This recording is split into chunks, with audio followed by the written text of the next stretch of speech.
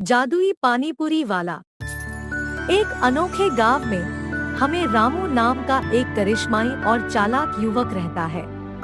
वह अपनी साइकिल से स्वादिष्ट पानीपुरी बेचकर अपनी घर चलता है।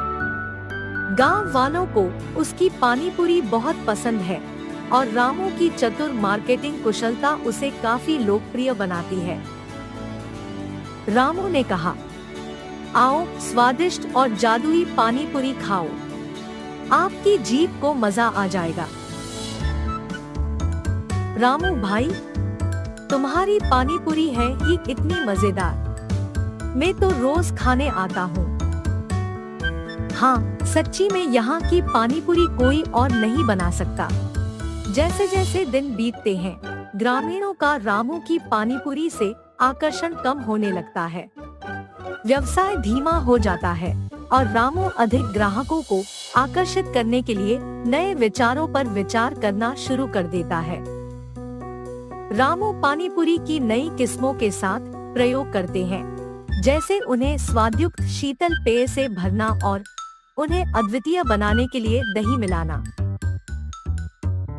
वह बड़ी चतुराई से गांव की गर्भवती महिलाओं को समझाता है कि दही पानीपुरी खाने से उनके बच्चे पैदा होंगे और ठंडा पेय पानीपुरी उन्हें लड़कियों को जन्म देगा। महिलाएं, आपके लिए खास सरप्राइज। देखो, यह ठंडी कुल्फी पानीपुरी और यह दही वाली पानीपुरी। इन्हें खाने से एक जादुई अनुभव मिलेगा। मेरे खास अनुभव के मुताबिक, यदि आप यह दही पानीपुरी खाती हैं, जब आप गर्भवती होती हैं, तो आपको निश्चित रूप से एक लड़के होगा। और अगर आप यह कुल्फी पानीपुरी खाती हैं, तो आपको एक लड़की होगी। एक महिला ने कहा, क्या सच में ऐसा हो सकता है? आपको जो भी अनुभव हो वह जादुई होता है। और एक महिला ने कहा, मैं तो पहले से ही बेटे की इच्छा रखती थी, अब तो यहाँ से भी खा कर देखती हूँ। चलो आज ही खा लेते हैं और जान लेते हैं बच्चा लड़का होगा या लड़की।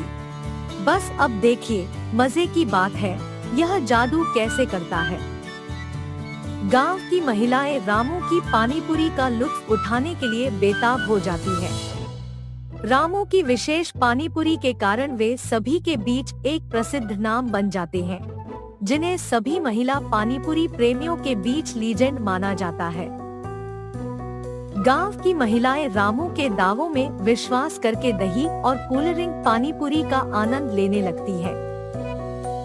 जल्द ही गांव में रामू के जादुई पानीपुरी की बात से शोर मच जाता है। गांव के बुजुर्ग एक बैठक के लिए इकट्ठा होते हैं, क्योंकि उन्हें रामू की पानीपुरी के प्रति महिलाओं का जुनून नजर आता है। उन्हें संदेह हो जाता है और वे आगे की जांच करने का निर्णय लेते हैं।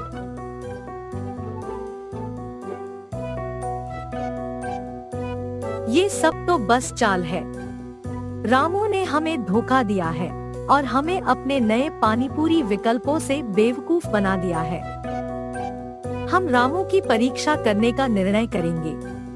उसे सच्चाई और ईमानदारी की पहचान होगी। हम थक गए हैं, रामू हमें धोखा दे रहा है।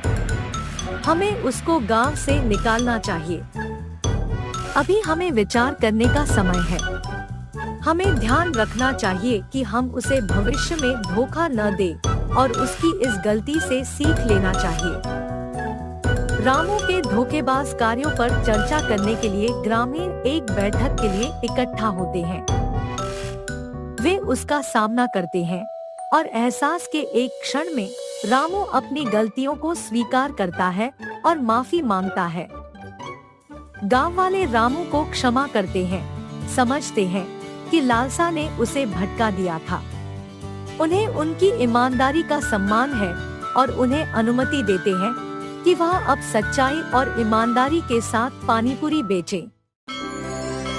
बेलापुर नामक एक सुंदर गांव में विराज और हितेश नामक दो आदमी अगल बगल घरों में रहते थे। विराज उसकी पत्नी गीता के साथ एक छोटे घर में रहता था और उसी घर में पशुओं का पालन करने के कारण उसके पास बहुत सारा दही रह जाता था और इसी कारण वो उसके घर के सामने एक छोटा सा पानी पूरी का दुकान लगा के वहीं पे दही पूरी भी बेचता था।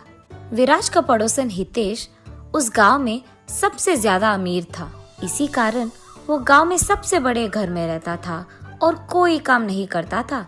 उसे बहुत गर्व भी था और सबसे बहुत अकड़ में बात करता था। एक दिन दोपहर के समय में विराज दही पूरी बेच रहा था। दही पूरी विशिष्ट रूप में बनाया हुआ नए तरीके का दही पूरी। आइए बाबू आइए, जल्दी आइए, एक प्लेट का सिर्फ 10 रुपए। आइए बाबू आइए। उसके ऐसे जोर जोर से चिल्लाने के कारण उस तरफ से गुजर रहे हर एक आदमी उसकी चीखें सुनकर उसके दुकान आके दही पूरी खाते हैं। लेकिन उसी समय उसके बगल वाले घर में सो रहे हितेश को विराज की आवाज सुनकर डर के मारे अचानक जाग उठता है। हाँ, इस आदमी की आवाज के वजह से मेरी अच्छी खासी नींद खुल गई। अगर आइंदा ऐसा नहीं होना है तो मुझे अभी जाकर इसे बता देना होगा। ये फैसला करके हितेश गुस्से में विराज के पास जाता है। अरे ये तो सारे गांव में सबसे अमीर है, ये मेरे पास आ रहे हैं तो लगता है कि मेरे पास मौजूद सारे दही पूरी खत्म हो जाएंगे। विराज ऐसे सोचकर खुश होता है जब हितेश उसके दुकान आता है। अरे रे हितेश साहब, बोलिए ना, कितने दही पूरी बनाऊं मैं? विराज, मैं इधर दही पूरी खाने नहीं आया। तुम्हारी ये चीखें मुझे बहुत तंग कर रही है। हर रोज तुम दही पूरी करके चिल्लाकर मेरा चैन खराब कर रहे हो। तुम्हें पता है कि मैं किसी भी चीज का काबिल हूँ।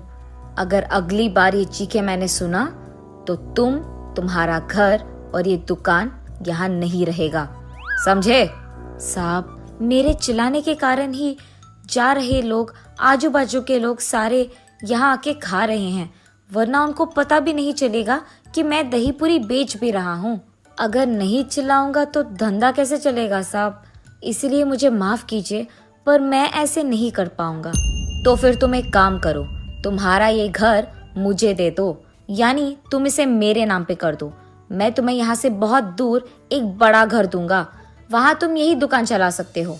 मुझे माफ कीजिए साहब, ये घर दिखने में छोटा ही क्यों ना हो, ये मेरे पापा का है। सालों से ये हमें जायदाद में मिल रहा है। इसे छोड़कर मैं नहीं जा पाऊंगा। आपके इन दोनों कामों को मैं नहीं कर पाऊंगा, मुझे माफ कीजिए।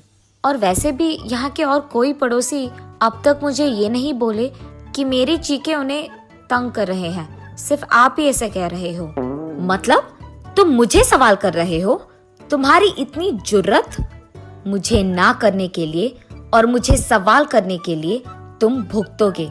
देख लेना, मैं ऐसा कुछ करूंगा कि तुम खुद यहाँ से तुम्हारा दुकान खाली करके चले जाओगे। ये कह के हितेश वहाँ से गुस्से में निकल जाता है। अपने आप उसे भगाना होगा, पर कैसे जाएगा? क्या करूं? हाँ, ये सही है। मैं उसके दुकान के एकदम आगे एक और बड़ा दुकान लगाऊंगा। उसमें मैं एक ऐसे आदमी को लगाऊंगा जो दही पूरी विराट से भी अच्छा बनाए, और वो दही पूरी विराट से भी कम दाम में बेचेगा। ऐसे विराट को छोड़कर सारे लोग मेरे ही दुकान आएंगे। इसी कारण विराट दुकान छोड़कर चले जाएगा।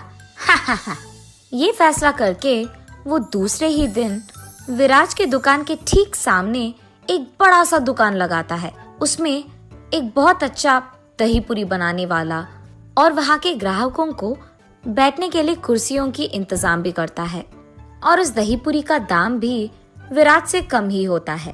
विराज की दुकान से कम दाम होने के कारण उस गांव के सारे लोग दही पूरी खाने के लिए हितेश के दुकान ही जाते हैं और विराज के दुकान को जाना बंद कर देते हैं। ये देख हितेश खुशी से पगला जाता है। ऐसे कुछ दिन बीत जाते हैं। एक दिन विराज देखते ही रहता है कि सारे ग्राहक उसके दुकान आए बिना हितेश के दुकान ही जाते रहते हैं। हितेश ने सिर्फ जीतने के लिए ये सब किया है। मेरे दुकान के ठीक सामने उसका एक बड़ा दुकान लगाकर उसमें एक बावर्ची लगाकर कुर्सियां लगाकर दाम को कम करके दही पूरी बेच रहा है, ताकि सारे ग्राहक सिर्फ उसके दुकान जाए और मेरे यहाँ नहीं आए। ऐसे ही करने दूंगा उसे तो वो जीत जाएगा। मुझे कुछ तो भी करके अपने और ग्राहकों को बढ़ाना होगा। मगर कैसे? अरे हाँ, हितेश की दुकान सभी इसीलिए जा रहे हैं क्योंकि उसके यहाँ दही पूरी का दाम कम है। अगर मैं उसके दाम से भी कम करूँगा तो सारे ग्राहक मेरे ही पास आ जाएंगे वापस। हाँ, ये अच्छा विचार है। ये फैसला करके वो अगले दिन से हितेश के दुकान से कम दाम में दही पूरी बेचने लगता है। ये बात सुनते ही गांव के सारे लोग विराज की दुकान जाना वापस शुरू कर देते हैं और हितेश की दुकान जाना बंद। ये बात सुनते ही हितेश क्रोधित हो जाता है और गुस्से में ये फैसला लेता है कि उसके दुकान में दही पूरी वो सबको मुफ्त में दे देगा। जैसे ही गांव वासियों को पता चलता है कि हितेश के दुकान में सारे दही पूरी मुफ्त के हैं तो सारे वही चले जाते हैं। इतना कि हितेश का दुकान भीड़ित हो जाता है और विराज के दुकान कोई नहीं जाता है। हितेश तो अमीर है और अमीर होने के कारण उसको उसके दुकान में मुफ्त दही पूरी देने से कोई फर्क नहीं पड़ेगा। लेकिन मैं तो ऐसे नहीं कर पाऊंगा ना। मैं जितने भी दही पूरी बनाऊं मेरे दुकान कोई नहीं आएगा क्योंकि हितेश के दुकान में सब कुछ मुफ्त है। अब तो मेरा व्यापार चलना नामुमकिन है। लेकिन मुझे दही पूरी बनाने के अलावा और कुछ नहीं आता। मैं क्या करूं? इस मुसीबत का हल कैसे ढूंढूं? मैं क्यों डरूं? मैं कुछ गलत नहीं कर रहा हूं। मैं भी देखूं तो सही कि ऐसे मुफ्त में कितने दिन कितने दही पूरी दे देगा। एक ना एक दिन उसके दुकान में दही पूरी खत्म हो जाने के कारण तो कोई ना कोई मेरे दुकान आ ही जाएगा। इसीलिए मैं दही पूरी बेचना बंद नहीं करूंगा। हर रोज मैं अपना दुकान खुला ही रखूंगा। एक ना एक दिन तो लोग आएंगे ही। तब से वो ठान के हर रोज कम मात्रा में दही पूरी बनाने लगता है। ऐसे कुछ दिन बीत जाते हैं।